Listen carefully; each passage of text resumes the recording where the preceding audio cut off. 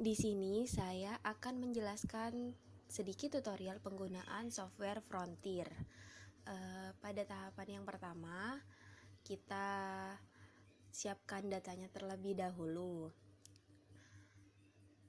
Kemudian, untuk tahapan yang kedua, setelah didapatkan datanya, kemudian kita tabulasikan ke Excel, dan untuk nama responden tidak diperkenalkan di menulis nama. Nama responden tersebut diganti dengan nomor urut responden.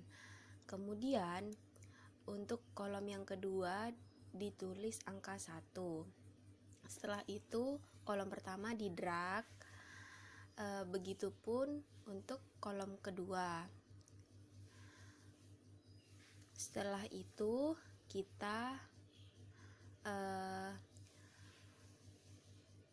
setelah data tersebut sudah diubah dalam bentuk LN, kemudian kita drag semuanya dan hasilnya akan berubah.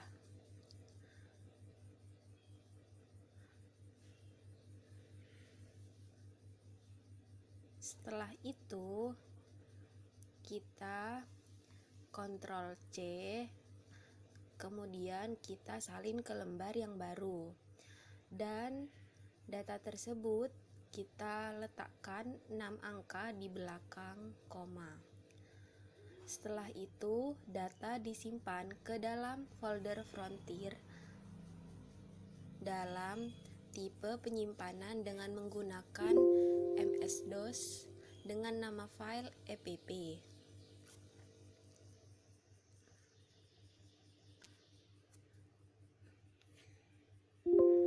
Kemudian data ini kita tutup tanpa kita simpan lagi.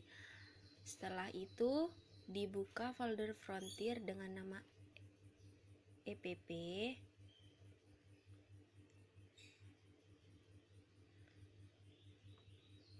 Dan kita ganti teksnya dengan DTA. Yes, kemudian kita buka aplikasi Frontiernya dan kita tulis satu persatu, yaitu sate1 fitri.dta dan fitri.output. Kemudian kita tulis 1 Y 60 1 6 Y dan N.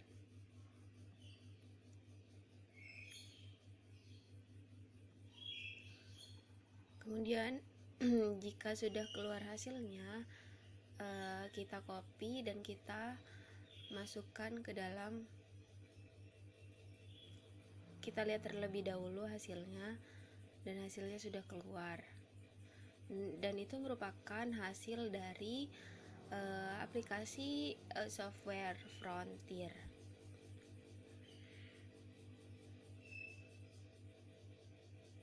Sekian penjelasan dari saya. Terima kasih. Wassalamualaikum. Pada slide selanjutnya, di sini saya akan menjelaskan sedikit hasil interpretasi dari software Frontier, di mana software Frontier ini mendeteksi kasus inefisiensi yang ada di lapang. Telah ditemukan nilai LR testnya sebesar 6,31, sedangkan untuk nilai DF-nya ditemukan 2, dan nilai kode PALM pada derajat kesalahan yaitu 0,05 sama dengan 5,138. Sedangkan untuk nilai LR testnya lebih besar dari kode PALM.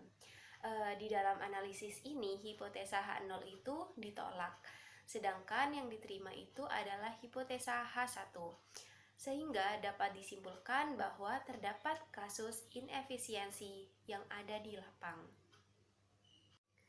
Dan untuk slide selanjutnya yaitu nilai gamma, di mana presentase error term yang digunakan yang disebabkan inefisiensi teknis dari gamma tersebut yaitu merupakan alfa yang digunakan 5% terhadap nilai T tabel sebesar 2,004879.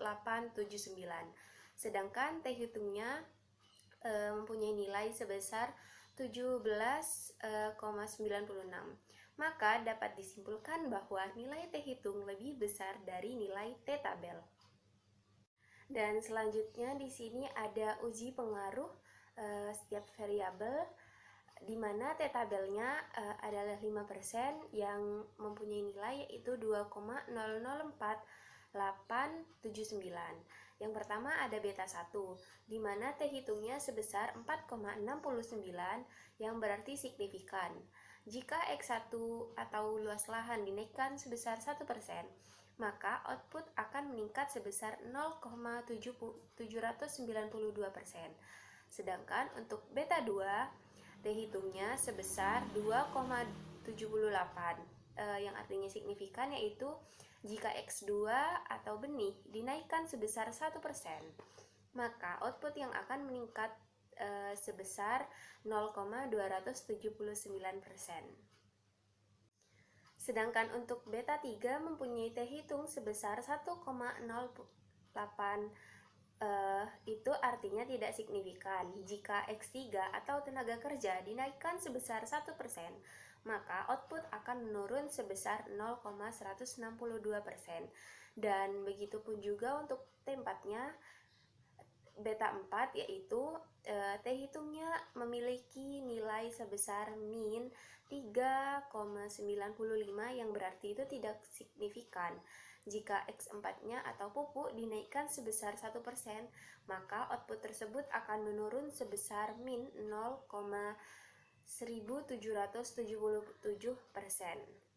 Dan untuk beta 5-nya mempunyai T hitung sebesar 0,4432, itu artinya tidak signifikan. Jika X5 atau pupuk kandang dinaikkan sebesar 1%, maka output akan menurun sebesar 0,034%. Seperti itu. Dan pada slide yang terakhir yaitu ada tingkat efisiensi teknis, di mana jika efisiensi teknis ini memiliki nilai sebesar 0,8, maka petani dinyatakan efisiensi secara teknis. Petani yang tidak efisiensi secara teknis adalah petani 21, 23, 27, 29, 30, 34, 39, 44, dan 54. Dan selain itu merupakan petani yang mempunyai efisiensi secara teknis. Diketahui bahwa nilai min efisiensi adalah sebesar 0,85154013E. Itu dapat disimpulkan bahwa rata-rata atau secara keseluruhan petani tersebut sudah berproduksi secara efisien dan secara teknis.